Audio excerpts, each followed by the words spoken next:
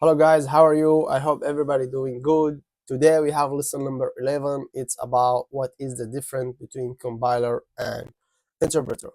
As we say in the previous video or previous lesson, we say that if you want to write or use high level languages, which is most of the companies nowadays using high level languages or mid level languages like C and C++, we need to translate the source code or the line of codes or the instructions that we write it using high level languages. For example, let us assume that we use a basic programming language. We need a translator software, and this translator software, we say that we have two types of translator software. First one is interpreter, and the second one is compiler. That is translate for us from high level language to low level language like machine language or binary. And this machine language, its code, we called it object code. Its code of the machine language or low level language, we called it object code, and high level language, its code, we called it source code. All right, let's see first how the compiler work. All right, first compiler. When we write the code as a developer, you write the code, we call that source code. We write the code in high level language, we call this source code as we know. So we write here print, this is command, the print is command, uppercase or all of them capital letter, this is the command, and after that double quotation name, colon, Sam, my name, double quotation, and print, double quotation, age, colon, and territory, and double quotation. So when we write this code, this is called source code. After that, we do something called build. In compiler, we do something called build. Don't forget this word, because in next course, you will know what is build exactly, and you will use it even. So when we do build, the compiler take our source code and translate it to object code. Why translate object code? Because we say the computer doesn't understand the high level languages, the human languages, than just object code, which is low level language, computer language, binary or machine language. So when we did build, the compiler take our source code, translate it to object code. It's finished till here? No, it's not finished. Why it's not finished? Because we have something after that called linker. What linker did? Linker take your source code that is already was translated through or by compiler, and we have output as an object code. He take this object code and link it with the command code. What do you mean command code? For example, we say this print, print, this is command code. This print, it's actually behind it a huge code. It's hidden. It doesn't say it as developer.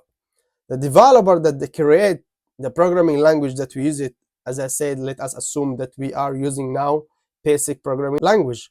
So let us assume that print command, it exists inside the libraries that the developer created, that actually these libraries exist inside basic programming language.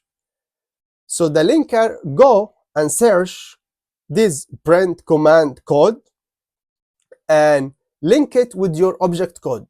Your object code, where is it? It's come from source code, compile it, translate it. Your object code, you as a developer write it. You write print, but you don't know the source, or you don't know the code of print. The code of this command print, you don't know where is its code. You just write print, and after that double quotation, name, colon, Sam, double quotation. So when you write these things, the print command, it has a huge code, as we said, and it's hidden. The developer that they create this language, they write or prepare for us a lot of codes, and each code it's did a specific function. For example, print, its function that to print for you anything on the screen, name, age, anything you want. And there is another code, its function, for example, sum for us some numbers. Sum for us some numbers, like 3 plus 2, 3 plus 6.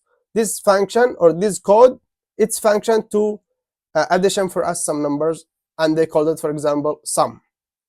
If I want to sum 33 plus 33, I will replace this brand command to sum, for example, sum, and the linker, it will go to search in the libraries of the programming language that we use it, for example now basic language, and it will link it with object code, your code, object code that actually it was translated from source code through or by compiler.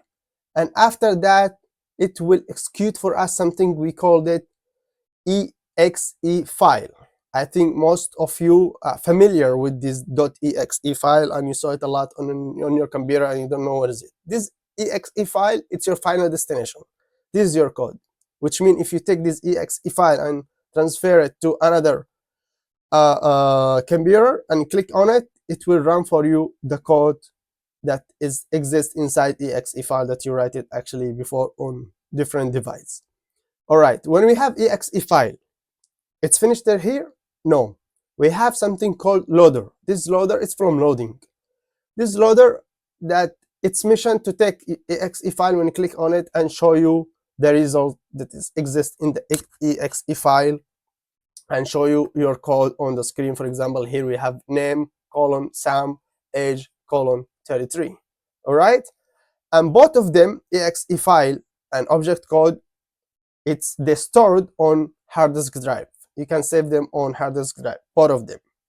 So again, we write our source code as a developer. Me as a developer, I write code. I use some command. It exists. It's code already ready for me in the programming languages, inside the libraries of the programming language. So I use it with my code that I add it next to the command, and the compiler take it. He output object code, and after that object code, the linker take the command codes that it exists inside the library of the programming languages, link it with object code, and after that they execute for me, or they give me exe file, and exe file do loader to show me the result of my code. So that's how it's work when we did build to our source code. And one more thing, if I want to modify my age, for example, from 33 to 44, can I go to exe file and modify my age inside it? No, as you see here, it's blocked. The exe file, you cannot modify anything inside it. All right, if I go to object code and I want to modify my age inside object code, that computer or the compiler executed for me, no, I couldn't. While I can reach the object code because it's stored on a hard disk, so I can reach it, but I cannot modify anything on it. If I want to modify my age, 33 to 44, I will get back to my source code and I will modify it here. I will erase the 33, I will write 44, and after that I will do rebuild to my source code, and the compiler, it will execute for me new object code, and the linker, it will take the object code, it will link it with the command that we use it with our code, and the linker, it will execute for me a new exe file, and after that I will have my new exe file with the new update information that I did it on my source code. That's how it's work when we did build our source code. But how actually the compiler work in background? How the compiler actually work in background? Okay, let's go and see how compiler works.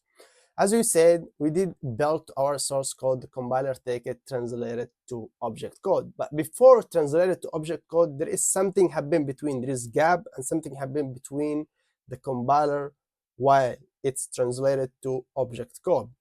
What the compiler did, first thing, the compiler scan entire program. First thing, the compiler scan the entire program. And if there is any errors, it will give you, or it will display error message for you, and it will stop you. What is this error message?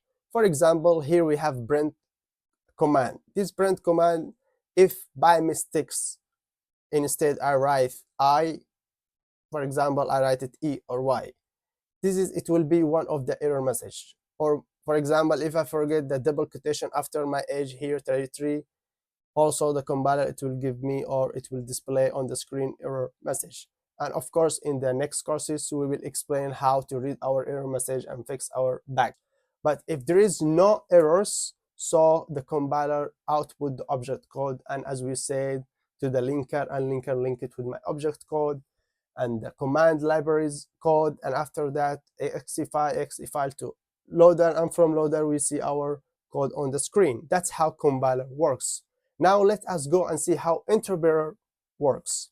How interpreter works. Interpreter, it doesn't has build. We couldn't do build in interpreter. Directly, it's run for you the program. Interpreter directly, it's run for you the program. For example, we have our source code, and after that, the interpreter take it. First thing what it did, interpreter read one instruction at a time. For example, you have 1,000 line of code. The interpreter read it line by line.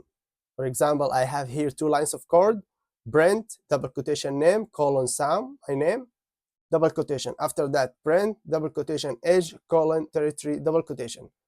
If the first line of code is correct, it doesn't have any errors, so the compiler, the interpreter, it will execute for you this line of code. That's how it's worked, the interpreter. First thing, it's read one instruction at a time. If there is any error, it will stop you.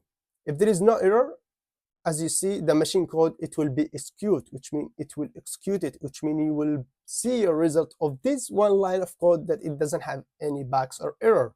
And it will repeat again from the machine code. It will go back again. It will complete for you, read the another instruction or the code. If there is any errors, yes, display error message, and it will stop you.